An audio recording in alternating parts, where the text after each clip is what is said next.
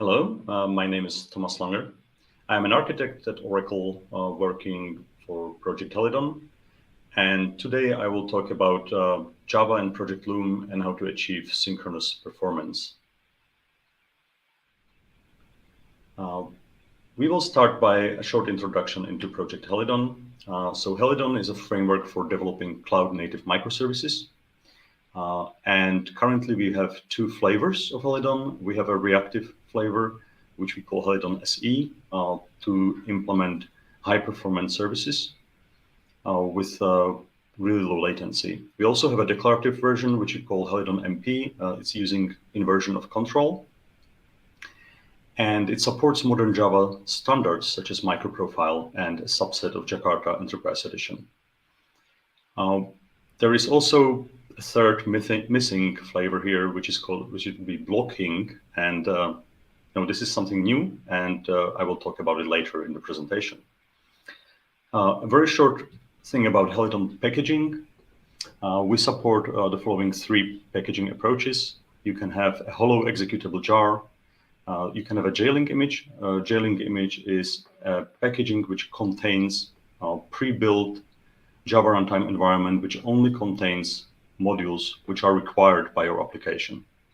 And the last packaging approach is GraalVM native image. GraalVM native image is an ahead-of-time compilation which builds a native executable, so you can run it without actually having Java runtime environment on the target machine.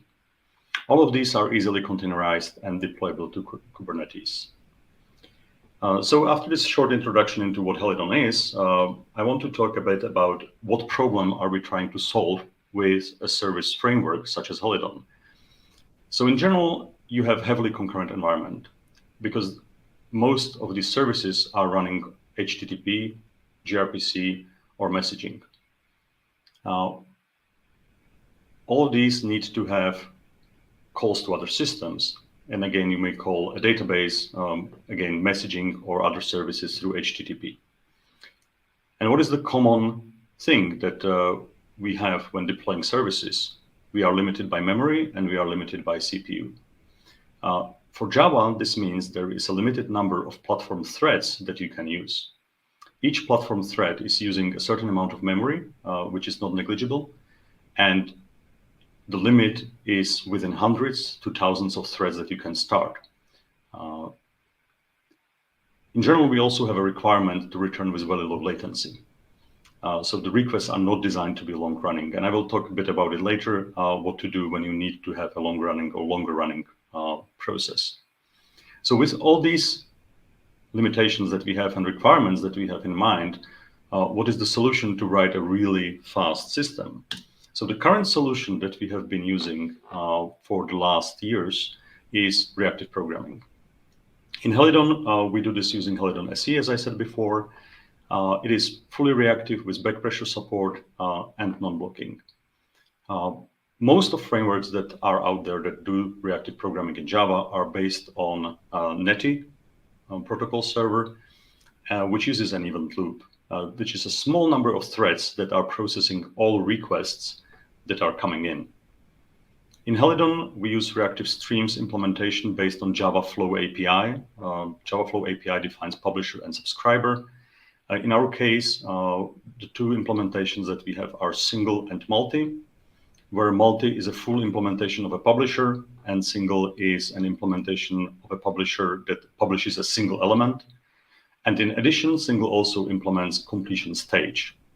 So there is a nice API in Java, completable future and completion stage, which allows you to handle some future event by listening to its either successful or erroneous completion. In addition to that, you need to have a reactive and non-blocking tools to be able to implement service. So in our case, that would be reactive HTTP client, a reactive messaging, and reactive DB client. The Helidon DB client is reactive as long as your database is reactive. For example, MongoDB has a proper reactive drivers. If you are connecting to a database through JDBC, then obviously we have a blocking driver and we simulate reactiveness by running in a different thread pool. So this solution provides really fast services. there is always a but. And I tend to say it's a trap, because if you start working with a reactive server, there are a lot of pitfalls that you can fall into. The first one is you attempt to write your custom subscriber. Custom subscribers are really complicated because of the contract of the subscriber, and you need to run TCKs to make sure that you are fulfilling that contract. And in general, it's not a good practice to do it. So you need to go with the reactive stream operators, for example, the ones that we provide. There is a very steep learning curve. It is really hard to get right. So what you need to care about? You need to care about any exception happening. And because these exceptions are going to happen somewhere in the future, you cannot do a try-catch block. You need to use exceptionally of your reactive streams or exception handling on your completion stages. When you try to troubleshoot a reactive system, you will find out that most of the stack traces are useless. You will get a stack trace that shows you that you have reached a certain operator in a reactive stream, but it will definitely not show you that you are within a specific route node that was called from a server. It is tough to implement more than one task in parallel. So as long as your operations are sequential in reactive streams, the reactive stream operators will help you and guide you how to implement it. But if you, for example, want to call 5 services at the same time and then combine the parallel results, you will be probably, you will need to dive deeper into internet to realize how to do that. If you want to use blocking code within reactive programming, which is sometimes the case, you cannot always have a non-blocking client, you will need to use executor services, wrap them around and use them. And sometimes reactive programming ends in what we call in JavaScript callback hell. If you use completion stages, for example, you will have then apply, and this will happen 5 times. If there is a problem, it's really hard to untangle and discover what went wrong. I have a very short example here of reactive versus blocking. In the case you need to do a blocking operation. So my thread.sleep here is an example of a blocking operation, just hard-coded. In a reactive world, in Helidon, for example, you could use an async to invoke it. Async is one of the fault-tolerant APIs. And then you use the for single, which is our single API to carry out a single result. And of course, you need to do exceptionally to handle when something goes wrong. I'm just using here res.send, which is the server response if you wanted to do it in a web server. Now, in blocking world, you do thread.sleep and then you send your result. That's it. If there is an exception, it will be caught by the server and handled correctly. You get 2 lines of code instead of 15 lines of code. So what is the solution for doing blocking programming, which is at the same time fast and allows for high concurrency? And luckily for us, with Java 19, we have virtual threads, a product of Project Loom, available. Virtual threads are JEP 4.5, and they are a preview feature in Java 19.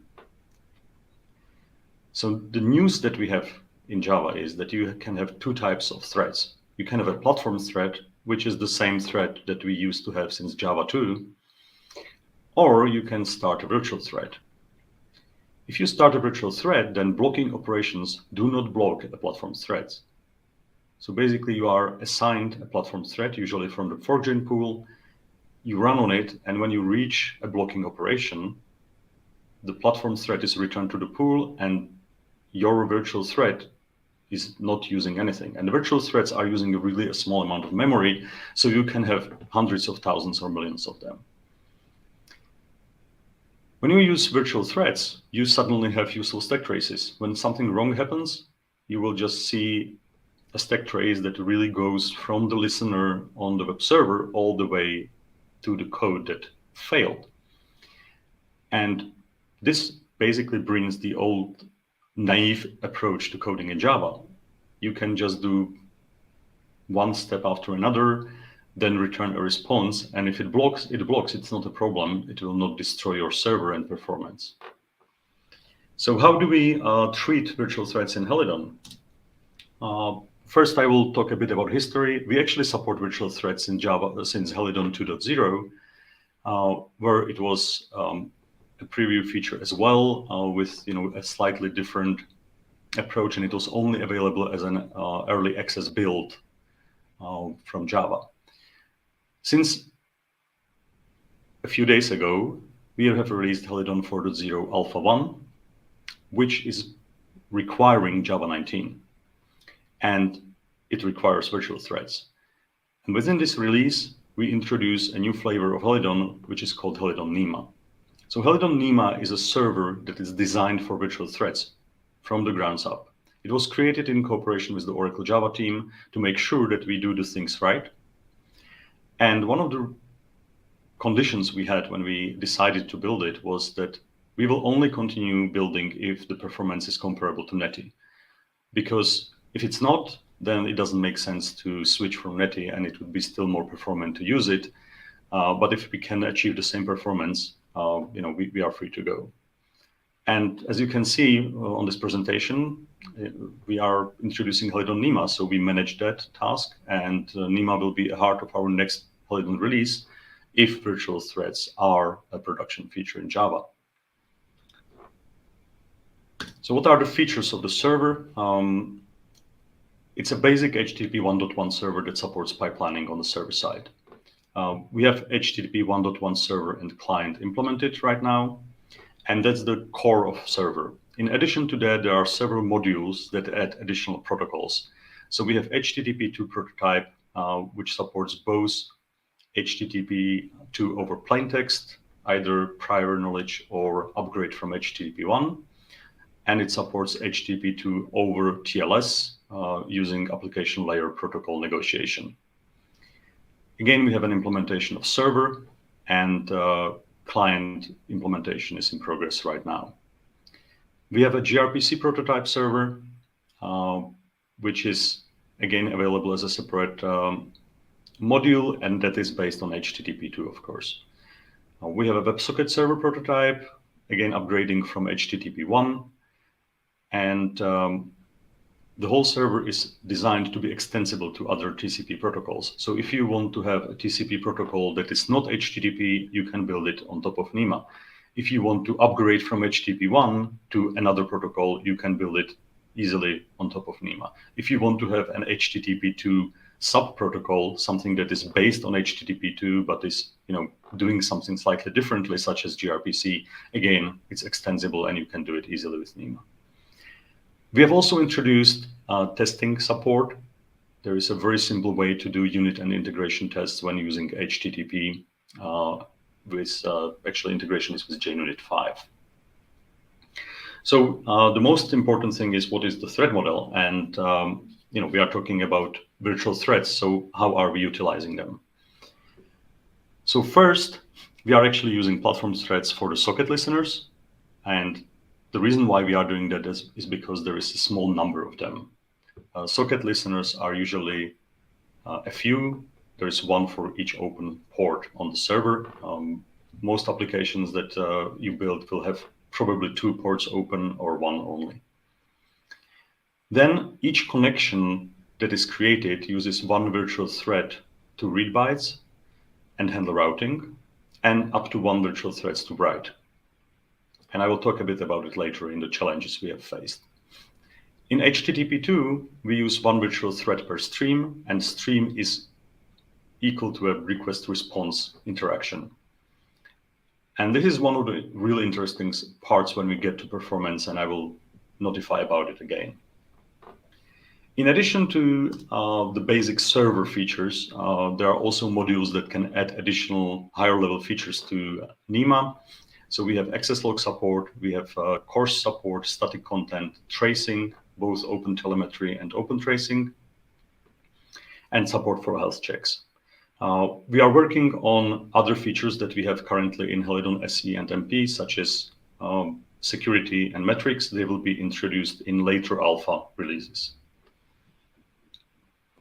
Now, I will get to performance a bit, and I will start with a disclaimer. The numbers that I will be showing need to be taken with a grain of salt. I've been using a single machine for client and server, which means that there is an impact when you run on the same machine. And we were expecting that the client will use the same amount of resources, regardless of which server it is connecting to. One of the reasons is we wanted to use loopback to eliminate impact of the network traffic.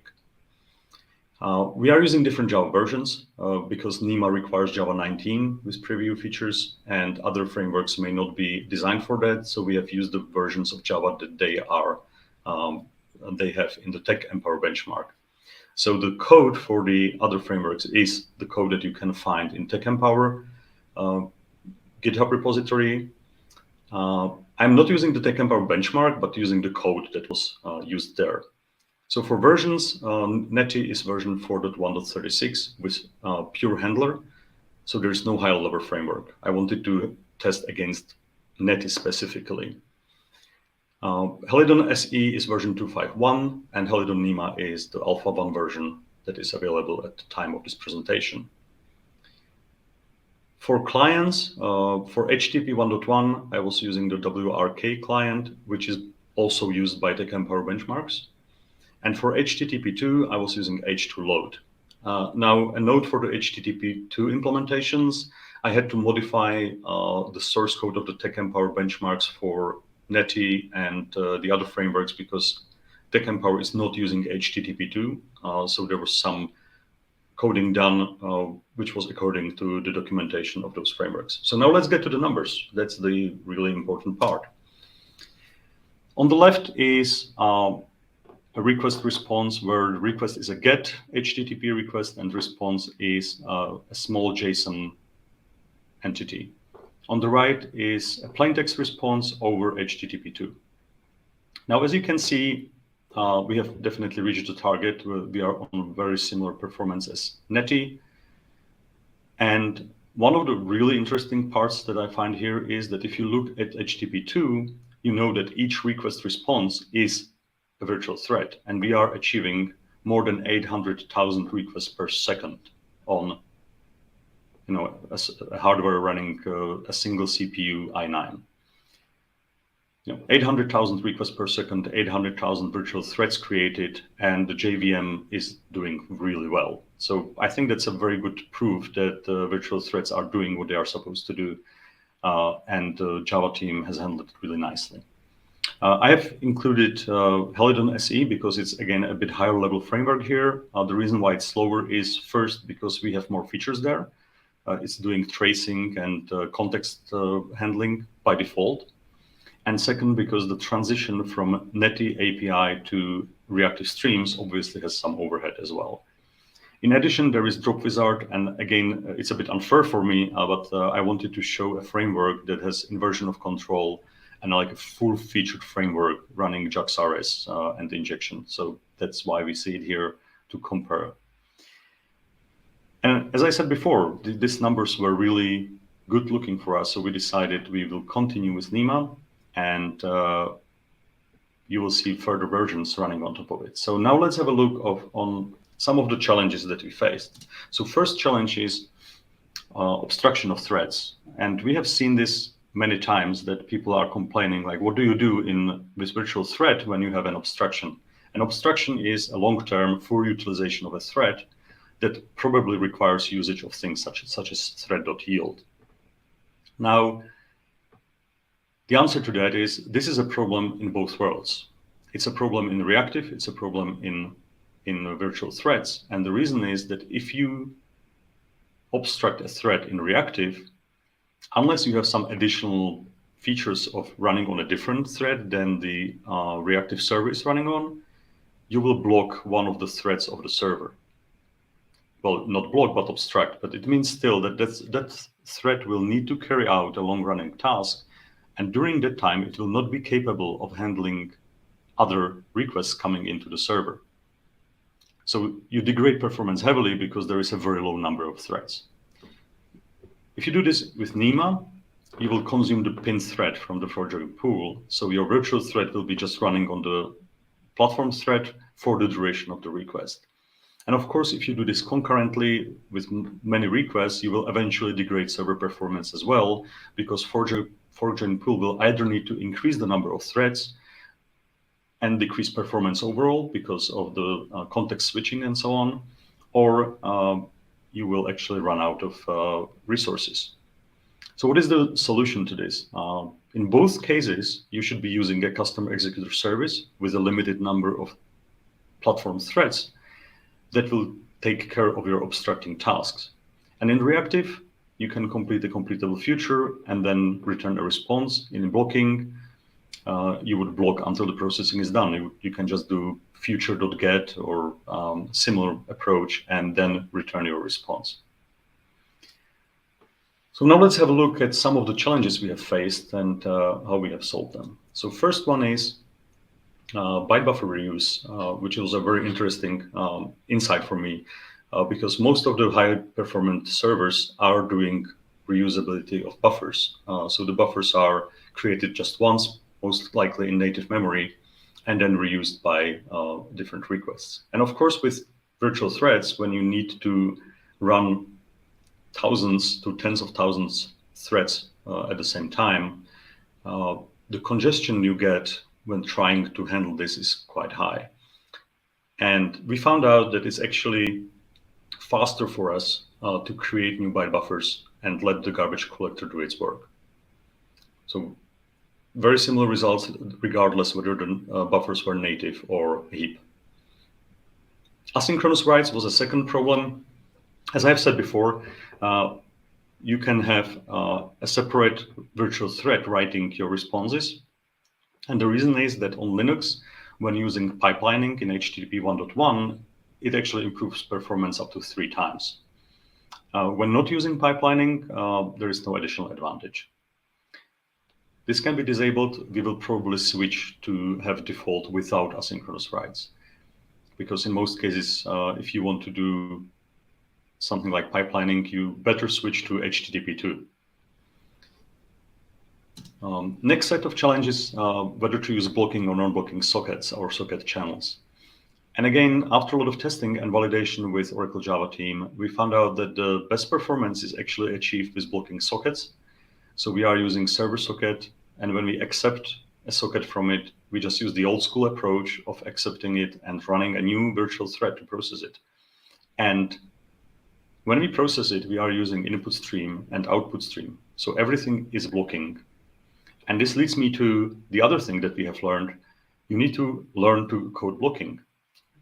Especially in the implementation of frameworks, we have learned that blocking code is bad. It will probably harm you somewhere. But with Nima and with virtual threads, suddenly asynchronous coding is actually confusing. It makes it more complicated. You have more code to handle stuff. It's actually easier to just block. It's cleaner, it's easier to read, and it's easier to troubleshoot. So definitely unlearning reactive coding was one of the nicest thing about working on Nima. My favorite challenge, HTTP 2 is hard when you want to implement it. Nevertheless, we found a way to provide unified HTTP routing regardless of version. So we have a single route, and it doesn't matter if you call it from HTTP 1 or HTTP 2, it will be handled. In addition, we still have support for version-specific routes. So if you want to have a route that only works on HTTP 2, it's possible. Connection and stream interaction in HTTP 2 is the only complex threading scenario that can cause race conditions. Otherwise, it's just single thread and everything is blocking.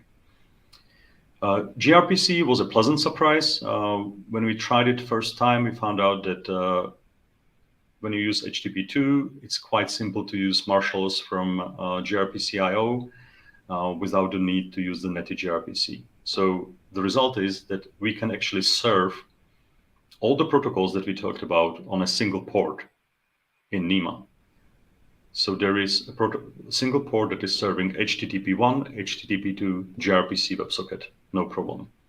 We still have some areas to polish here, but I think that we will have a very nice implementation that will work on Nima. The last challenge, do not introduce too much new stuff. We are now working on this to reuse common Helidon modules, so we share them between our reactive and blocking implementation. and we already have that for config and tracing and health checks. We will be adding security metrics and other. But also there are still cases where the reactiveness or blocking goes so deep that you shouldn't really reuse it.